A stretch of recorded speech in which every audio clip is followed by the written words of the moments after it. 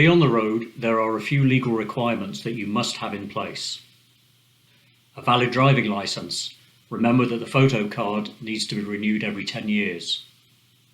A valid CBT certificate. A certificate only lasts for 2 years, and once expired, CBT must be repeated to get a new one. The exception is if you hold a full driving licence and only wish to ride a moped. Your bike must be insured with a minimum of third-party insurance. Your bike must be taxed, and unless paid by direct debit, this must be renewed every 6 or 12 months. You must clearly display unmodified learner plates on the front and rear of your bike. And finally, your bike will require an annual MOT once it is 3 years old. Safe riding starts before you get on the bike by being alert and having the right attitude. Your ability to ride safely and legally will be affected by alcohol, drugs, and some over-the-counter medicines. It is important to understand if any medication you are taking may affect your ability to drive. There are legal limits to alcohol over which you can be prosecuted. Be aware alcohol can stay in your blood, affecting your judgment and make you over the legal limits for a long time after you have stopped drinking. Riding a motorcycle requires more physical effort than being sat in a car, and so being unwell can affect your ability to be concentrating and in control. Distractions in daily life can take away concentration from your riding. It is important to be able to give riding your full attention and not get distracted by what might be waiting for you at work or home, for example. You cannot control the attitude of other road users. People who are aggressive in life will carry that through into their driving and may put you at risk. Avoid escalating situations by using your horn as a rebuke, gesticulating, shouting, or even trying to retaliate. You will put yourself at more risk. Better to let the situation fade away. You are not out to police other drivers' abilities. The Highway Code is essential reading for everyone.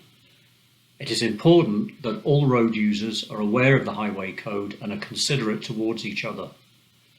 Many of the rules in the Highway Code are legal requirements, and if you disobey these rules, you are committing a criminal offence. You may be fined, given penalty points on your licence, or be disqualified from driving. In the most serious cases, you may be sent to prison. Such rules are identified by the use of the words must, must not. In addition, the rule includes an abbreviated reference to the legislation which creates the offence. Although failure to comply with other rules of the Highway Code may not in itself cause a person to be prosecuted, the Highway Code may be used in evidence in any court proceedings under the Traffic Acts to establish liability. This includes rules which use advisory wording such as should or should not, or do not. Knowing and applying the rules contained in the Highway Code could significantly reduce road casualties. Cutting the number of deaths and injuries that occur on our roads every day is a responsibility that we all share. We will now discuss a few basics that appear in the Highway Code.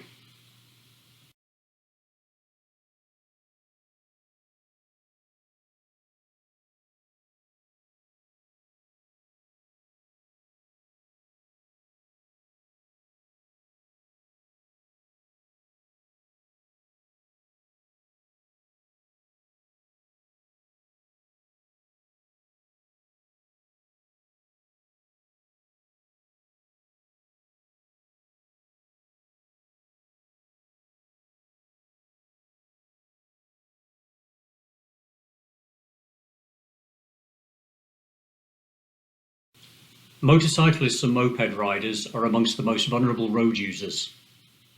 Car drivers have a lot of protection provided by their vehicle. The protective shell of the car body, seat belts, airbags, an increasing amount of electronic car safety aids, and the ability to control the comfort of their environment. Motorcyclists have their helmet and clothing, but be aware that these are not a suit of armour. So eyes and brain are also an essential tool in helping to stay safe. Riders are more exposed to the weather and therefore affected by it to a much greater extent. Let's discuss how the following weather will affect you on a bike and how you would change your riding to cope with it.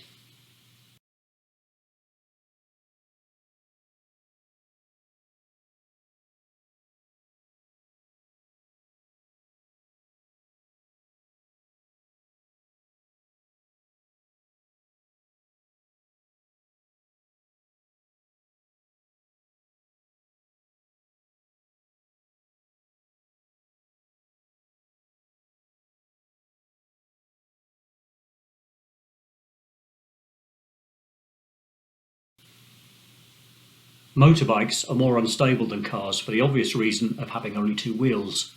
We need to be careful not to let our wheels and steering get affected by some hazards on the road surface, such as the following: potholes,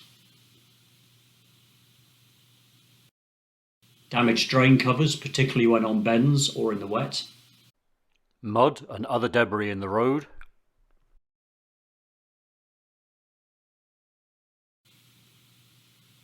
white paint markings are slippery, even more so when wet, so avoid riding over them. And fuel spills are particularly dangerous to motorcyclists. Be careful in and when passing petrol stations.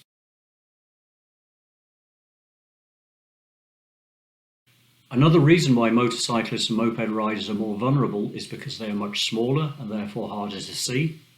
It's more difficult for drivers to judge the approach speed of a motorcycle, and being a different vehicle, most drivers are not aware how a motorcycle or moped might behave on the road. You can do quite a lot to improve your visibility to other road users. In this example, see how the moped rider on a black bike with black clothing and no headlight on is harder to see and has very little presence on the road. Now see how much their visibility improves by having their headlight on, wearing some high vis and a light coloured helmet.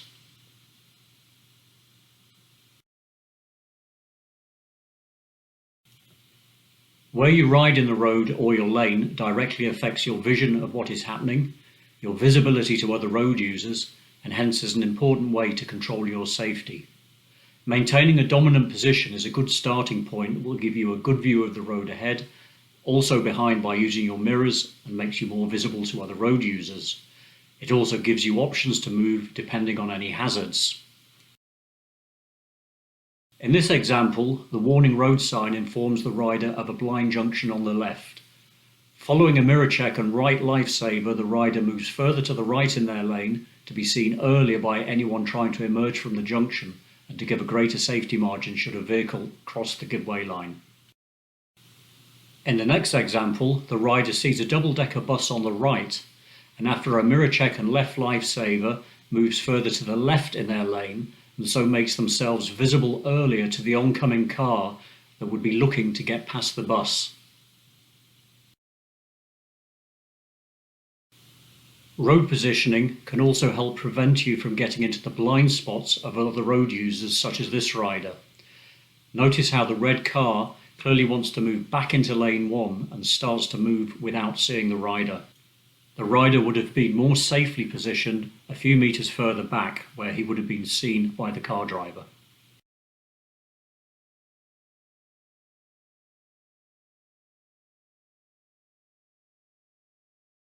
Effective and well-timed rear observations are necessary to give you advance information on what is happening behind that could be a danger to you if you are not aware.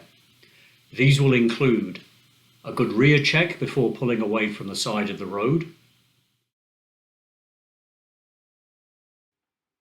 remaining fully aware what is going on around you when stationary in traffic, coupled with lifesavers before moving, will inform you of any risks from other drivers. Notice how these observations continue throughout the junction and particularly before the merge down of the two lanes to be informed of any late overtaking cars that could put you at risk.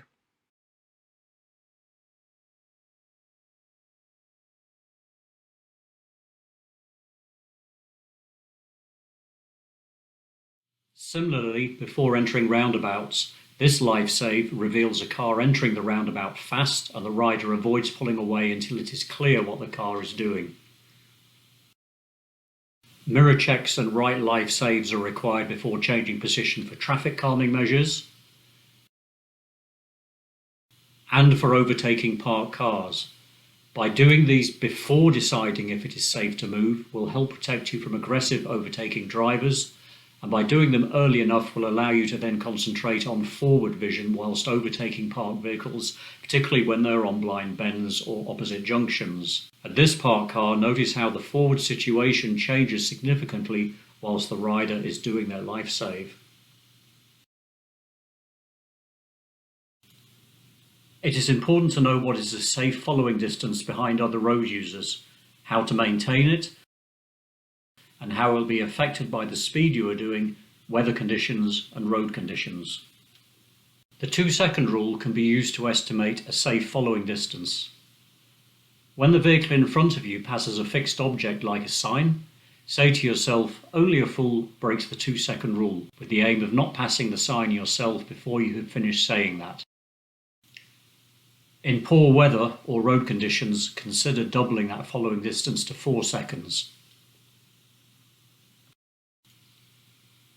Also increase your following distance when following large vehicles. In the next example, the rider has hung further back behind the bin lorry in front. Bin lorries turn or stop regularly. The driver's got a better chance of seeing the rider in his mirrors, and it increases the vision of the rider of what is happening ahead. And in this example, he can already see the car that is stopping in front of the bin lorry to turn right out of the road. The rider comes to a stop at a greater distance behind the lorry so that the driver can see him in the mirrors, and the rider has an escape route if necessary should the lorry start to reverse. You must know the speed limit for the road you are on. Use that limit where it's safe and appropriate to do so, but be prepared to adapt your speed to lower than the limit for weather and traffic conditions. The signs will clearly indicate the speed limit for the particular road that you are on.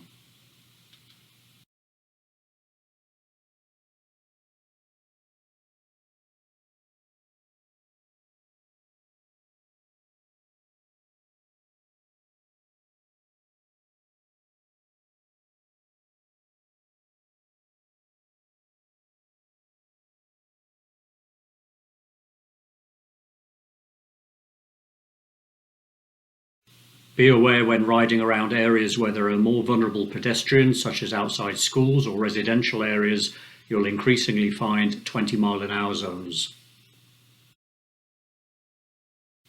Anticipation and hazard perception are two vital skills for any road user to be using all the time. Anticipation means to foresee and act, or in other words, to have a plan. You must constantly be thinking what other road users may do next, or plan what might be likely to happen, for example, round a bend. A hazard is anything that makes you change that plan. We will now use some video clips to show how to anticipate what is happening, to have a plan, and how to use clues to spot early enough some situations that start to develop into a hazard.